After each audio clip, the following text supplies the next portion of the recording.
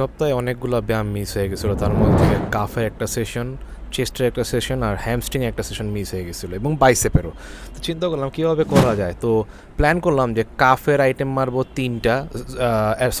দুইটা, এবং এরপর কাফটা ফুল রেঞ্জ অফ মোশনে করার চেষ্টা করলাম, সিলেট কাফ রেইজ। এবং এটার পরে আমরা চলে গেলাম হ্যামস্ট্রিংয়ের একটা আইটেম, কারণ চিন্তা করলাম যে যেহেতু সবগুলো মারা সম্ভব না, তো একটা আইটেমই মারি, সেটা হচ্ছে লাইং লেগ কার্ল, যেটা all in basic hamstring movement, যেটা সব দিক থেকেই বেস্ট।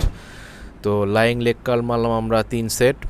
আফটার দ্যাট আমরা চলে গেলাম চেস্টের, চিন্তা করলাম কেবল ক্রস ওভার মেরে দিই, যেটাতে ফুল চেস্টেরই একদম স্কুইজিং কন্ট্রাকশন এবং পুরোপুরি পাম্প পেয়ে যাবো। তো যেহেতু সময় শর্ট, এরপরে মারলাম কেবল ক্রস ওভার। এরপর চলে গেলাম কেবল বাইসেপ কার্লে। কেবল বাইসেপ কার্ল আমরা মারলাম 3 সেট, আস্তে আস্তে ওয়েট বাড়ালাম ইচ সেটে। এবং কেবল বাইসেপ কার্লের পর চলে গেলাম ইনক্লাইন ডাম্বেল হ্যামার কার্লে, যেটা আমাদের আজকের শেষ এক্সারসাইজ ছিল বাইসেপের, এবং আজকের শেষ এক্সারসাইজ আজকের সন্ধ্যার। আপনাদেরও যাদের এরকম উইকলি কোনো বডি পার্ট মিস হয়ে যায়, তারা স্মার্টলিভাবে প্ল্যান সেট আপ করতে পারেন। Thanks for watching.